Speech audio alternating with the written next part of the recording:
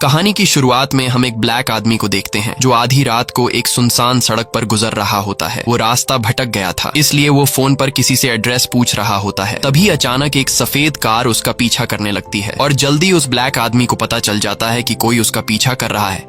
ये देखकर वो घबरा जाता है और अपना रास्ता बदलकर दूसरी तरफ जाने लगता है। कुछ दूर आगे आने के बाद उसे लगा कि शायद उसका पीछा करने वाली गाड़ी चली गई, लेकिन तभी पीछे से एक आदमी जिसने अपने चेहरे को मास्क से छुपाया हुआ था, वो उस ब्लैक आदमी पर हमला करके उसको बेहोश कर देता है और उसे घसीटते हुए अपने कार के डिक्की में बंद करके ले जाता है। अब यहाँ सीन कट होता है और हम एक दूसरे ब्लैक आदमी को देखते हैं जिसका नाम क्रिस है। वहीं हम क्रिस की गर्लफ्रेंड रोज को देखते हैं। इन दोनों की जोड़ी बिल्कुल भी मैच नहीं हो रही थी क्योंकि क्रिस ब्लैक था और रोज व्हाइट, लेकिन कलर में चेंजिंग होने के बावजूद भी ये दोनों एक दूसरे से बहुत ज्यादा प्यार करते थे। रोज को क्रिस की काफी ज्यादा फिक्र थी और वो क्रिस से कहती है कि तुम मेरे पहले बॉयफ्रेंड हो, लेकिन क्रिस आज थोड़ा नर्वस है क्योंकि वो रोज के पेरेंट्स से पहली बार मिलने जाने वाला है। दरअसल रोज के पेरेंट्स जिस शहर में रहते हैं वहाँ के लोग ब्लैक लोगों से नफरत करते हैं और रोज ने अपने घर वालों को ये नहीं बताया है कि उसका बॉयफ्रेंड ब्लैक है। क्रिस अपनी गर्लफ्रेंड रोज से कहता है कि तुमने अपने पेरेंट्स को बताया भी है कि मैं एक ब्लैक हूँ। तब रोज उसे समझाती है कि मेरे पेरेंट्स काफी पढ़े लिखे हैं और उन्हें इंसान के कलर या जाति से कोई फर्क नहीं पड़ता। इसके बाद यह दोनों गाड़ी में बैठकर निकल पड़ते हैं। रास्ते में क्रिस स्मोक करने की कोशिश करता है, तब रोज उसकी सिगरेट बाहर फेंक देती है क्योंकि यह सेहत के लिए अच्छी चीज नहीं थी। कुछ दूर आगे जाने के बाद क्रिस अपने दोस्त रॉड को कॉल करता है जो कि एक डिटेक्टिव है। क्रिस उसे बताता है कि मैं रोज के पेरेंट्स से मिलने जा रहा हूँ, जिस दौरान मुझे वहाँ कुछ दिन गुजारने पड़ेंगे, इसलिए तुम मेरे कुत्ते का ख्याल रखना। डिटेक्टिव मजाक में क्रिस से कहता है कि गोरी लड़की के साथ उसके घर अकेले मत जाओ, क्या पता उसने तुम्हारे लिए कोई जाल बिछाया हो। ये सुनकर क्रिस मुस्कुराता है और फोन काट देता है। अब ये दोनों सफर को एंजॉय करते हुए बातचीत करने लगते हैं और तभी अचानक एक हिरन इनकी कार के सामने आ जाती है और कार के टकराने से उसकी मौत हो जाती है। अब ये लोग एक पुलिस वाले को कॉल करके यहाँ बुलाते हैं और पुलिस वाला क्रिस से उसकी लाइसेंस आईडी मांगता है, जिस पर रोज भड़क जाती है क्योंकि ड्राइव तो रोज कर रही थी और पुलिस क्रिस से आईडी सिर्फ इसलिए मांग रहा है क्योंकि वो ब्लैक है। क्रिस जब देखता है कि रोज को मेरी इतनी फिक्र है तो उसका रोज के लिए प्यार और भी ज्यादा बढ़ जाता है। इसके बाद यह दोनों गाड़ी में बैठकर घर की तरफ रवाना हो जाते हैं और कुछ ही देर बाद यह लोग घर पहुंच जाते हैं जहां दरवाजे पर ही रोज के पिता और उसकी मॉम क्रिस के स्वागत के लिए खड़ी होती है। ये सब देखकर क्रिस काफी खुश होता है क्योंकि पहले तो उससे लग रहा था कि रोज के पेरेंट्स एक ब्लैक आदमी को देखकर रोज का उससे ब्रेकअप करवा लेंगे, लेकिन रोज के पेरेंट्स को ब्लैक लोग काफी पसंद थे और यहाँ तक कि रोज का फादर कहता है कि अगर मेरे बस में होता तो मैं अमेरिका का प्रेसिडेंट फिर से बराक ओबामा को बनाता। क्रिस यहाँ रोज के पिता डीन को रास्ते में होने वाले एक्सीडेंट के बारे में बताता है। तब डीन कहता है कि तुमने हिरन को मारकर अच्छा ही किया क्योंकि हिरन की तादाद दिन पर दिन बढ़ती जा रही है। इसके बाद डीन क्रिस को घर का टूर देने लगता है और उसे अपने फादर की तस्वीर दिखाता है जिन्होंने ओलंपिक्स में रेस की थी, लेकिन वो रेस में दूसरे नंबर पर आए थे और पहले नंबर पर एक ब्लैक प्लेयर आया था। फिर वो उसे रोज की मॉम मिसी का ऑफिस दिखाता है जो कि एक साइकाइट्रिस्ट है। साथ ही डीन क्रिस से कहता है कि मैं खुद भी एक न्यूरोसर्जन हूँ। वहीं बातें करते हुए जब ये लोग बाहर गार्डन में आते हैं तब क्रिस इस घर के नौकर वॉल्टर को देखता है और इस घर की कुक जॉर्जिना को देखता है जो कि दोनों ब्लैक हैं। अब इससे पहले कि क्रिस सोचे कि इन गोरों की फैमिली ने जानबूझकर ब्लैक्स को नौकर रखा हुआ है, तभी डीन बताता है कि इन दोनों को रोज के दादा और दादी की देखभाल करने के लिए रखा गया था और जब दादा दादी की डेथ हुई तो मैंने इन दोनों को जॉब से नहीं निकाला बल्कि उन्हें भी अपने परिवार का हिस्सा बना लिया। यह सुनकर क्रिस को काफी अच्छा लगता है और मन ही मन क्रिस सोचता है कि यह लोग कितने नेक दिल हैं। यहाँ हम ऑडियंस देखते हैं कि रोज की फैमिली हद से ज्यादा क्रिस के साथ अच्छे से पेश आ रही है। इसके बाद यह पूरी फैमिली ड्रिंक के लिए टेबल पर बैठती है। तब घर की नौकरानी जॉर्जिना क्रिस के ग्लास में ड्रिंक भरने लगती है, लेकिन ग्लास में ड्रिंक भरते हुए वो सोच में चली जाती है और क्रिस के ग्लास में ड्रिंक फुल होने के बावजूद भी वो शराब डालती जा रही होती है। ये देखकर क्रिस को कुछ अजीब लगता है। तब रोज की मॉम मिसी जॉर्जिना को जाकर आराम करने के लिए बोलती है। इसके बाद डीन क्रिस से उसके पेरेंट्स के बारे में पूछता है। तब क्रिस बताता है कि जब वो छोटा था तब उसकी मॉम एक कार एक्सीडेंट में मारी गई थी और मेरे फादर ने दूसरी शादी कर ली और अब मैं अकेला रहता हूँ। ये सुनकर डीन के चेहरे पर हमें खुशी नजर आती है और वह समझ जाता है कि क्रिस अब इस दुनिया में अकेला है और पीछे उसका कोई भी पूछने वाला नहीं। तब डीन क्रिस से पूछता है कि क्या तुम सिगरेट पीते हो, जिस पर क्रिस कहता है हाँ, लेकिन मैं यह आदत जल्द ही छोड़ना चाहता हूँ। तब डीन कहता है कि अगर तुम सिगरेट पीना छोड़ना चाहते हो तो तुम्हें रोज की मॉम मिसी से मदद ले सकते हो। क्रिस पूछता है वो कैसे, जिस पर डीन उसे बताता है कि पहले मैं भी सिगरेट पिया करता था, लेकिन जब मिसी ने मुझे हिप्नोटाइज किया तब से मुझे सिगरेट पीने से घिन आती है। मिसी क्रिस से कहती है कि अगर तुम चाहो तो मैं तुम्हें हिप्नोटाइज करके तुम्हारी ये सिगरेट की लत हमेशा के लिए छुड़वा सकती हूँ, लेकिन क्रिस समझदारी से मना कर देता है। कुछ देर बाद रोज का भाई जेरी भी वहां आ जाता है और जब यह लोग रात को डिनर कर रहे होते हैं तब क्रिस देखता है कि इस घर की नौकरानी उसे अजीब तरह से घूर रही है। क्रिस इस पर ज्यादा ध्यान नहीं देता और डिनर करने लगता है। डिनर के दौरान जेरी क्रिस से काफी अजीब सवाल पूछने लगता है कि तुम्हें बास्केटबॉल खेलना आता है और तुम्हें एक MMA फाइटर होना चाहिए था। साथ ही वह क्रिस को फाइट के लिए चैलेंज करता है, लेकिन बाकी लोग उसे चुपचाप बैठने को बोलते हैं। डिनर के बाद रोज काफी गुस्से में होती है क्योंकि आज उसकी फैमिली थोड़ा अजीब बिहेव कर रही थी, इसलिए रोज क्रिस से अपने भाई के बिहेवियर के लिए माफी मांगती है, लेकिन क्रिस इन बातों को दिल पर नहीं लेता। रात को रोज तो सो जाती है, लेकिन क्रिस को नींद नहीं आती, इसलिए वह सिगरेट पीने के लिए घर से बाहर जाता है। तभी वह देखता है कि घर का नौकर वॉल्टर बहुत तेजी से भागता हुआ उसकी तरफ आता है और मुड़कर दूसरी तरफ चला जाता है। वही क्रिस जब अपनी नजर घर की तरफ घुमाता है तब वह देखता है कि घर की नौकरानी भी जागी हुई है, जो उसे काफी अजीब नजरों से घूरती जा रही है। ये सब देखकर क्रिस घबरा जाता है और सीधा वापस घर के अंदर चला जाता है। घर के अंदर जाते ही अचानक मिसी लाइट ऑन करके क्रिस से कहती है, तुम जानते भी हो कि सिगरेट सेहत के लिए अच्छी नहीं है। वह क्रिस को अपने पास बुलाकर कहती है कि आओ आज मैं तुम्हारी ये सिगरेट की आदत छुड़ा दूं। क्रिस मिसी की बातों को हल्के में लेकर उसके सामने बैठ जाता है और सोचता है कि जो आदत मैं पिछले कई सालों से छोड़ने की कोशिश कर रहा हूँ वह इतनी आसानी से यह औरत मुझसे कैसे छुड़ा पाएगी। मिसी के हाथ में एक कप और चम्मच थी जिसे वह लगातार घुमाए जा रही थी। अब मिसी क्रिस से उस रात के बारे में पूछती है जब उसकी मॉम की मौत हुई थी। क्रिस को उस बारे में कोई भी बात नहीं करनी थी, लेकिन जैसे ही मिसी चम्मच को कप में तेजी से घुमाती है तब क्रिस उसे जवाब देने लगता है और जो मिसी पूछती है क्रिस ना चाहते हुए भी चुपचाप उसका जवाब दे देता है। असल में क्रिस को पता भी नहीं चलता और मिसी सिर्फ चम्मच की आवाज से क्रिस को हिप्नोटाइज कर लेती है। क्रिस को भी कुछ समझ नहीं आ रहा होता कि उसके साथ यह क्या हो रहा है और कुछ ही देर बाद मिसी क्रिस को पूरी तरह से कंट्रोल करके उसे एक संकन प्लेस में भेज देती है। अब इस कंडीशन में क्रिस अपनी बॉडी से पूरा कंट्रोल खो देता है और पैरालाइज हो जाता है। वह मिसी की बातें सुन और देख तो पा रहा था, लेकिन बोल या हिल नहीं सकता था और धीरे धीरे वो एक अंधेरी दुनिया में जाने लगता है। अगली सुबह एक झटके से क्रिस की आंखें खुलती हैं। तब वो अपने आसपास नजर घुमाता है और वो देखता है कि यह तो उसका अपना ही रूम है, जिसे देखकर वो समझ जाता है कि यह एक बुरा सपना था। इसके बाद क्रिस अपने मोबाइल को चार्जिंग पर लगाकर जंगल में फोटो शूट के लिए चला जाता है और जब वो वापस आता है तो वह देखता है कि घर की नौकरानी जॉर्जिना आईने में खुद को संवार रही है। ये देखकर क्रिस जल्दी से अपना कैमरा निकालकर उसकी फोटो लेने लगता है, लेकिन पलक झपकते ही जॉर्जिना कहीं गायब हो जाती है। वहीं पास में घर का माली वॉल्टर लकड़ियां काट रहा होता है। तब क्रिस सीधा उसके पास जाता है और उससे बातें करने लगता है, लेकिन वॉल्टर काफी अजीब तरह से बातें करता है। मतलब वह जवान होकर भी किसी बूढ़े आदमी की तरह बातें कर रहा था। वह क्रिस से कहता है कि मैं कल तुम्हें डराना नहीं चाहता था, लेकिन वो टाइम मेरा एक्सरसाइज करने का था। इसके बाद वह क्रिस से पूछता है कि तुम्हारा मिसी के साथ हिप्नोटाइज का सेशन कैसा रहा। ये सुनकर क्रिस को झटका लगता है और क्रिस समझ जाता है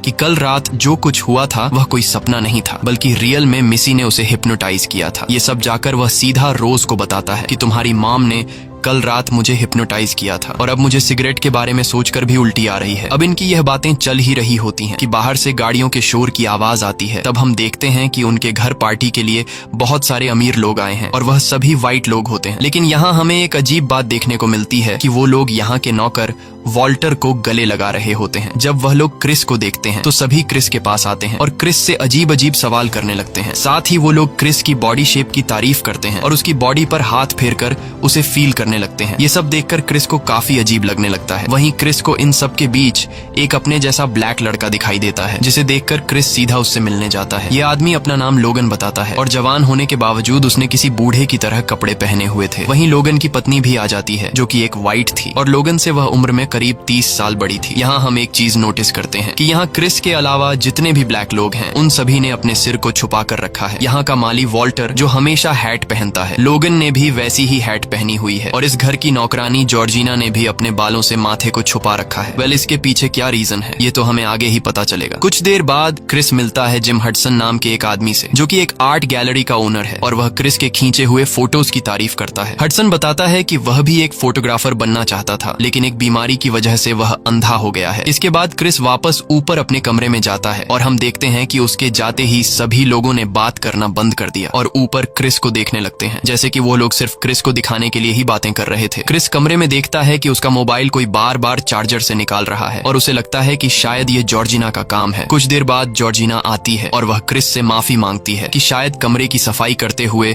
मुझसे गलती से तुम्हारे मोबाइल का चार्जिंग केबल निकल गया। क्रिस कहता है कोई बात नहीं और मैंने तुम्हारी शिकायत नहीं की। अब क्रिस को लगता है कि जॉर्जिना भी एक ब्लैक है, इसलिए वह उसे अपने मन की बात बताते हुए कहता है कि मुझे इन व्हाइट लोगों के बीच रहने में डर लग रहा है। ये सुनते ही जॉर्जिना को कुछ अजीब सा होने लगता है और ऐसा लगता है जैसे वह क्रिस को कुछ बताना चाहती है, लेकिन वह बता नहीं पा रही होती है। वह कहती है कि तुम डरो मत, यह परिवार बहुत ही अच्छा है और हमारा बहुत ही अच्छा ख्याल रखते हैं। ये सब कहते हुए वह हंसने लगती है, लेकिन हम देखते हैं कि हंसते दौरान उसकी आंखों से आंसू निकल रहे हैं। यह सब देखकर क्रिस को लगता है कि शायद जॉर्जिना की दिमागी हालत ठीक नहीं है। थोड़ी देर बाद क्रिस अपने दोस्त डिटेक्टिव को कॉल करके उसे सब कुछ बता देता है कि कैसे रात को उसे हिप्नोटाइज किया गया था और कैसे यहाँ के सभी ब्लैक लोग बूढ़े लोगों की तरह बिहेव कर रहे हैं। ये सुनते ही डिटेक्टिव क्रिस को वहाँ से निकल जाने को बोलता है। वो कहता है कि ये गोरे लोग तुम्हें हिप्नोटाइज करके अपना गुलाम बना लेंगे, इसलिए जल्दी वहाँ से निकल जाओ। लेकिन क्रिस उस बात को ज्यादा सीरियसली नहीं लेता और बाहर जाकर गोरे लोगों के साथ पार्टी में शामिल हो जाता है। यहाँ क्रिस चुपचाप अपने मोबाइल से लोगन की फोटो लेने लगता है, लेकिन फोटो लेने के समय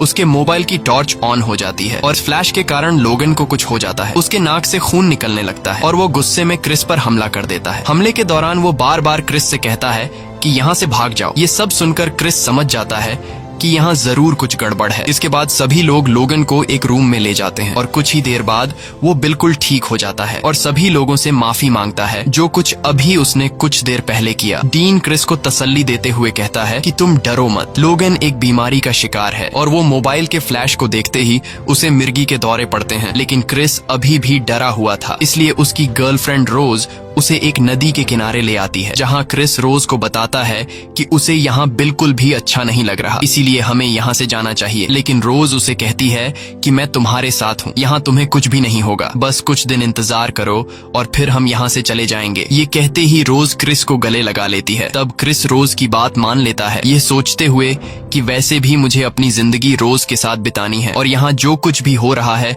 मुझे इस पर ध्यान नहीं देना चाहिए, क्योंकि वैसे भी यह कुछ ही दिनों की बात है। यहाँ क्रिस रोज को बताता है कि जिस दिन मेरी मॉम का एक्सीडेंट हुआ था वह काफी देर तक घायल हालत में रोड पर पड़ी थी, लेकिन मैंने पुलिस को कॉल नहीं किया। अगर उस वक्त मैं पुलिस को कॉल कर देता तो आज मेरी मॉम जिंदा होती। रोज उसे कहती है कि इसमें तुम्हारी कोई गलती नहीं है, क्योंकि तुम उस समय छोटे थे। वहीं दूसरी तरफ हम देखते हैं कि गोरे लोग एक साइलेंट ऑक्शन कर रहे होते हैं, जिसमें किसी और को नहीं बल्कि क्रिस को बेचा जा रहा था और ये ऑक्शन जिम हडसन जीत लेता है। क्रिस जब घर वापस आता है तो सभी मेहमान जा चुके होते हैं, क्योंकि ऑक्शन में क्रिस सोल्ड हो चुका था। यहाँ क्रिस अपने कमरे में जाकर अपने डिटेक्टिव दोस्त को लोगन की फोटो सेंड करता है। डिटेक्टिव जब उस फोटो को देखता है तो वह हैरान रह जाता है, क्योंकि डिटेक्टिव ने लोगन को पहचान लिया था। इसलिए वह तुरंत क्रिस को कॉल करके बताता है कि यह आदमी लोगन नहीं बल्कि आंड्रे है, जिससे हम दोनों एक पार्टी में मिले थे और आंड्रे पिछले 6 महीनों से कहीं गायब है। दोस्तों, लोगन वही आदमी है जो मूवी की शुरुआत में किडनैप हो गया था। ये सब सुनते ही क्रिस समझ जाता है कि यहाँ उसके लिए जाल बिछाया गया है, इसलिए वह जल्द ही यहाँ से निकलने की तैयारी करता है। लेकिन तभी वहाँ रोज आ जाती है। तब क्रिस रोज से कहता है कि हमें तुरंत यहाँ से निकलना होगा। रोज उसे कहती है कि बताओ तो सही आखिर क्या हुआ है, लेकिन क्रिस कहता है कि अभी बताने का समय नहीं है, इसलिए तुम जल्दी से कार की चाबी ढूंढो। अब रोज कार की चाबी ढूंढने के लिए नीचे जाती है और तभी क्रिस नोटिस करता है कि एक अलमारी का दरवाजा खुला हुआ है। क्रिस जब उस अलमारी के करीब जाता है तो वहाँ उसे एक बॉक्स मिलता है, जिसके अंदर रोज के कई सारे बॉयफ्रेंड्स की तस्वीरें रखी हुई थी, जबकि रोज ने कहा था कि क्रिस उसका पहला ब्लैक बॉयफ्रेंड है। लेकिन क्रिस यहाँ नोटिस करता है कि रोज के सभी बॉयफ्रेंड्स ब्लैक हैं और तभी वह देखता है कि इन तस्वीरों में घर का माली वॉल्टर और नौकरानी जॉर्जिना भी है। ये देखकर क्रिस समझ जाता है कि रोज भी अपने पेरेंट्स के साथ मिली हुई है। जिस तरह उसने जॉर्जिना और वॉल्टर को फंसाया है उसी तरह से वो मुझे भी फंसाना चाहती है। ये सब समझ आते ही क्रिस जल्दी से नीचे आता है, लेकिन नीचे पूरी फैमिली उसका रास्ता रोक कर खड़ी थी। क्रिस चिल्लाते हुए रोज से कार की चाबियां मांगता है। तब रोज कहती है कि मुझे चाबियां मिल नहीं रही हैं, लेकिन अचानक से रोज अपने असली रूप में आकर क्रिस को चाबियां दिखाती है और कहती है कि चाबियां तो शुरू से मेरे पास थीं, लेकिन मैं तुम्हें देना नहीं चाह रही थी। अब यहाँ क्रिस को जब यहाँ से भागने का कोई रास्ता नहीं मिलता, तब वह दौड़कर जेरी पर हमला कर देता है। लेकिन तभी रोज की मॉम मिसी चाय के के कप से छम्मच मारती है, जिसकी आवाज सुनकर क्रिस तुरंत पैरालाइज हो जाता है और संकन प्लेस में चला जाता है और यह तीनों उसकी बॉडी को नीचे बेसमेंट में ले जाने लगते हैं। अगले दिन डिटेक्टिव क्रिस को बार बार कॉल करने की कोशिश करता है, लेकिन क्रिस कॉल अटेंड नहीं करता। अब क्रिस के कॉल न उठाने पर डिटेक्टिव समझ जाता है कि क्रिस खतरे में है, इसलिए वह अपने डिपार्टमेंट के कुछ सीनियर ब्लैक ऑफिसर्स को जाकर बताता है कि कुछ गोरे लोगों ने उसके दोस्त को ब्रेन वॉश करके गुलाम बना लिया है। पर वो सब उसकी बात सुनकर हंसने लगते हैं और कोई भी डिटेक्टिव की बात पर यकीन नहीं करता। अब डिटेक्टिव समझ जाता है कि उसे खुद ही कुछ करना होगा। इधर क्रिस को बेसमेंट में होश आता है और वो खुद को एक चेयर पर बंधा हुआ पाता है। उसके सामने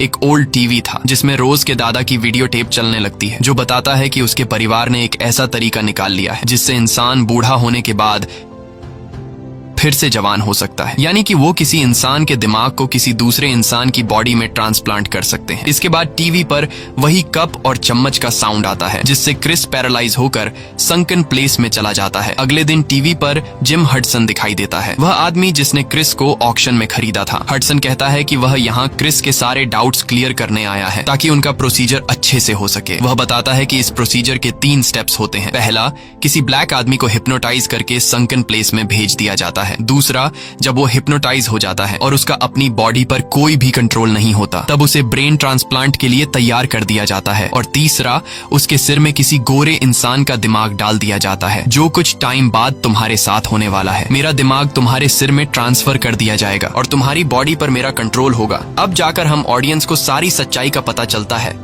यानी कि रोज के पेरेंट्स किसी अमीर बूढ़े इंसान का दिमाग किसी ब्लैक इंसान के सिर में ट्रांसप्लांट कर देते हैं, जिससे उस अमीर बूढ़े इंसान को एक नई जिंदगी मिल जाती है और वो ब्लैक इंसान हमेशा के लिए हिप्नोटाइज होकर संकन प्लेस में चला जाता है, जिससे उस गोरे इंसान के पास ब्लैक बॉडी का पूरा कंट्रोल आ जाता है। यहाँ हमें यह भी पता चलता है कि लोगन, वॉल्टर, जॉर्जिना और बाकी सबके साथ यही किया गया है और उनके अंदर किसी वाइट बूढ़े का ब्रेन डाल दिया गया है, इसीलिए ये लोग अजीब तरह से बिहेवियर कर रहे थे। और अब हडसन को भी क्रिस की बॉडी मिलने वाली है। ये सब जानकर क्रिस पूछता है कि ये लोग सिर्फ ब्लैक लोगों को ही क्यों चुनते हैं। तब उसे बताया जाता है कि रोज के दादा जिन्होंने ओलंपिक्स में दौड़ लगाई थी, उन्हें किसी ब्लैक इंसान ने हरा दिया था, जिससे रोज के दादा को यह आइडिया आया कि ब्लैक लोगों की बॉडी गोरे लोगों से कहीं बेहतर होती है। इसके बाद टीवी बंद हो जाता है और तभी क्रिस की नजर सोफा पर पड़ती है, जिससे कुछ रुई बाहर निकल रही होती है और तभी फिर से टीवी पर कप और चम्मच का साउंड निकलता है, जिससे क्रिस बेहोश हो जाता है। वहीं दूसरी तरफ रोज के फादर ब्रेन ट्रांसप्लांट के काम पर लग जाते हैं और वो बहुत ही बारीकी से जिम हडसन के सिर से ब्रेन निकाल लेते हैं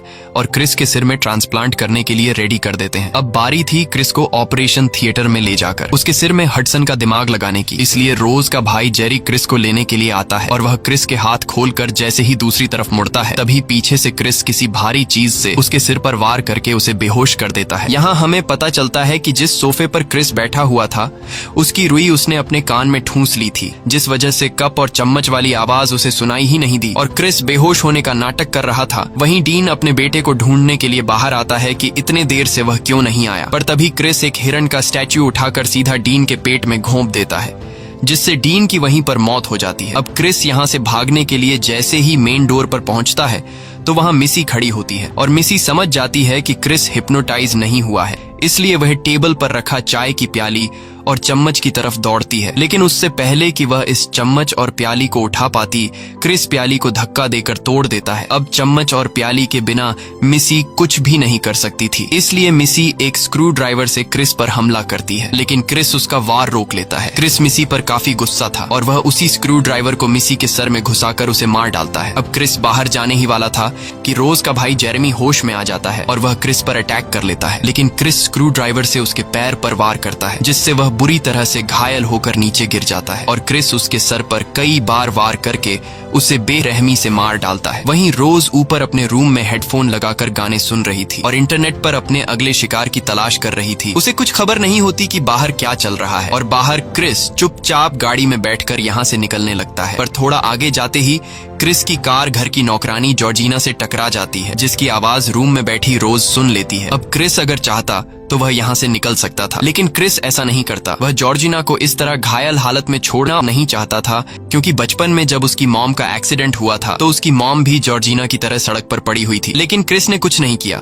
जिस वजह से क्रिस की मॉम की डेथ हुई। इसलिए क्रिस जॉर्जिना को उठाकर गाड़ी में बिठा लेता है। वहीं रोज भी बंदूक लेकर बाहर आती है और दादी माँ चिल्लाने लगती है। तभी हम जॉर्जिना के माथे पर कुछ कट्स देखते हैं और रोज के दादी माँ चिल्लाने से हमें पता चलता है कि जॉर्जिना के सर में रोज की दादी माँ का ब्रेन ट्रांसप्लांट किया गया है। और यही वजह थी कि जॉर्जिना, लोगन और वॉल्टर हमेशा टोपी पहना करते थे ताकि उनके सर में लगे कट्स किसी को नजर ना आ सके। वहीं हम देखते हैं कि जॉर्जिना यानी कि दादी माँ के हाव भाव बदलने लगे हैं। वह काफी गुस्से से क्रिस को देखती है और चिल्लाकर कहती है कि तुमने मेरी सारी फैमिली को मार डाला। ये कहते ही वह क्रिस पर हमला कर देती है। अब खुद को बचाते हुए क्रिस का ध्यान गाड़ी पर नहीं रहता, जिससे गाड़ी का जोर से एक्सीडेंट होता है। लकीली इस एक्सीडेंट में क्रिस को कुछ नहीं होता, लेकिन दादी यानी जॉर्जिना दोनों ही मारी जाती हैं। एक्सीडेंट की वजह से गाड़ी भी खराब हो जाती है, इसलिए क्रिस जल्दी से गाड़ी से निकलकर पैदल ही भागने लगता है। लेकिन पीछे से रोज क्रिस पर गोलियां चलाने लगती है, पर क्रिस गोलियों से खुद को बचाकर आगे निकल जाता है। यहाँ रोज घर के माली वॉल्टर से कहती है कि जाओ दादाजी और उसे पकड़ो। अब वॉल्टर के सर में रोज के दादा का ब्रेन था और वह ओलंपिक्स में एक रेसर रह चुका था, इसलिए वह काफी तेजी से दौड़ते हुए क्रिस को पकड़ लेता है और उसे नीचे गिराकर मार ही डालने वाला होता है कि तभी यहाँ क्रिस समझदारी से काम लेते हुए अपना मोबाइल निकालकर उसकी टॉर्च ऑन कर लेता है। टॉर्च की लाइट को देखते ही वॉल्टर होश में आ जाता है और वह रोज से कहता है कि लाओ गन मुझे दो ताकि मैं क्रिस को मार दूं। रोज जैसे ही वॉल्टर को गन देती है तो वॉल्टर उल्टा रोज को पेट में गोली मार देता है, क्योंकि वॉल्टर अब सारी सच्चाई जान चुका था कि किस तरह रोज ने उसे फंसाकर उसके सर में दादाजी का ब्रेन डाल दिया है। साथ ही वॉल्टर को यह भी पता था कि फ्लैश लाइट का असर कुछ देर ही रहेगा। अब इससे पहले कि वह फिर से दादाजी में कन्वर्ट हो जाता, वह खुद को ही शूट करके मर जाता है। वहीं रोज अभी भी जिंदा थी और वह गन उठाने की कोशिश कर रही थी, लेकिन क्रिस उससे गन दूर कर लेता है। अब यहाँ रोज फिर से क्रिस को अपनी बातों में फंसाने की कोशिश करती है और कहती है कि मैं तुमसे बहुत ज्यादा प्यार करती हूँ। लेकिन इस बार क्रिस उसकी बातों में नहीं आता और वह रोज का गला दबाकर उसे मारने ही वाला होता है कि तभी पीछे से पुलिस की कार आ जाती है, जिसे देखकर रोज खुश हो जाती है क्योंकि उसे लग रहा था कि पुलिस उसे बचा लेगी। लेकिन यहाँ हम देखते हैं कि उस कार में कोई और नहीं बल्कि क्रिस का जिगरी दोस्त डिटेक्टिव होता है और वह क्रिस को अपने साथ यहाँ से ले जाता है। वहीं रोज सड़क पर पड़ी पड़ी ही दम तोड़ देती है। इसी के साथ ये कहानी खत्म हो जाती है। अगर आपको ये वीडियो अच्छी लगी हो तो हमारे चैनल को सब्सक्राइब और वीडियो को लाइक जरूर कीजिएगा।